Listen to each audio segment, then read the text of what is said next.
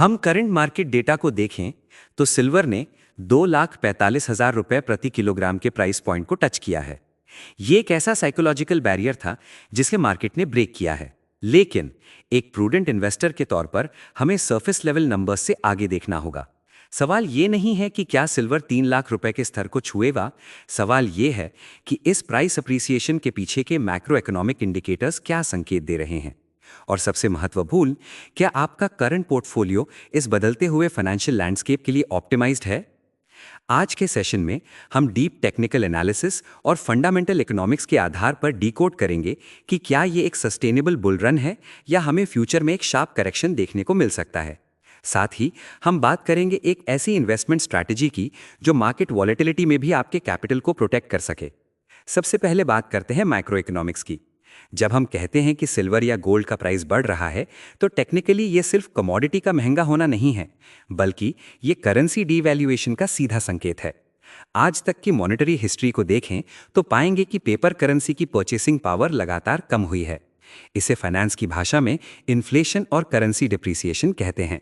जो सिल्वर एक जमाने में 1 रुपए में 1 तोला मिलता था, आज उसका वैल्यूएशन कई गुना बढ़ चुका है। इसका मतलब यह है कि अगर आप लॉन्ग टर्म वेल्थ क्रिएट करना चाहते हैं तो अपने पोर्टफोलियो में हार्ड एसेट्स जैसे गोल्ड या सिल्वर और इक्विटी का सही एसेट एलोकेशन होना अनिवार्य है। यह इन्फ्लेशन के अगेंस्ट एक नेचुरल हेज का काम करता है।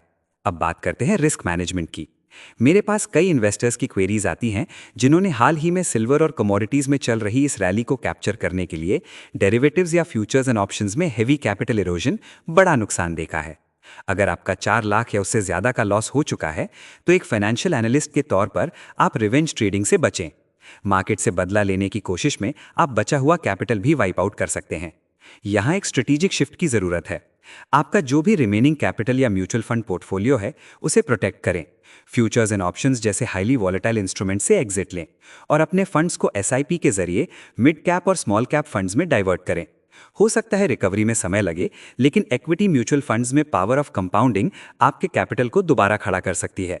यहां फोकस क्विक मनी पर नहीं बल्कि वेल्थ प्रिजर्वेशन पर होना चाहिए। उदाहरण के लिए, अगर एसबीआई या किसी भी अच्छे एएमसी का पिछला 12-13 साल का डेटा देखें तो एसआईपी के जरिए न सिर्फ आपका कैपिटल सुरक्षित रहता है बल्कि रुपी कॉस्ट एवरेजिंग का फायदा भी मिलता है। ये स्ट्रैटेजी आपको मार्केट वॉलेटिलिटी से बचाती है और लॉन्ग टर्म में एक बड़ा कॉर्पस क्रिएट करने में मदद करती है। मार्केट ट्रेंड्स आते जाते रहेंगे। सिल्वर 3 लाख जाए या करेक्शन आए, आपका फोकस फाइनेंशियल डिसिप्लिन और सही एसेट मिक्स पर होना चाहिए। मार्केट नॉइज को इग्नोर करें और अपने फाइनेंशियल गोल्स के हिसाब से पोर्टफोलियो को डाइवर्सिफाई करें। चाहे वो गोल्ड हो, सिल्वर हो या म्यूचुअल फंड्स, सही एसेट एलोकेशन ही फाइनेंशियल फ्रीडम की चाबी है। अब आपके लिए एक सवाल, क्या आपको लगता है कि आपका करंट पोर्टफोलियो आने वाले 10 सालों की महंगाई को बीट करने के लिए तैयार है? अपना जवाब और विचार कमेंट सेक्शन में जरूर लिखें। ये वीडियो केवल एजुकेशनल पर्पस और फाइनेंशियल एनालिसिस के लिए है। किसी भी तरह के इन्वेस्टमेंट से पहले अपने सर्टिफाइड फाइनेंशियल एडवाइजर से सलाह जरूर लें, क्योंकि मार्केट में रिस्क होता है।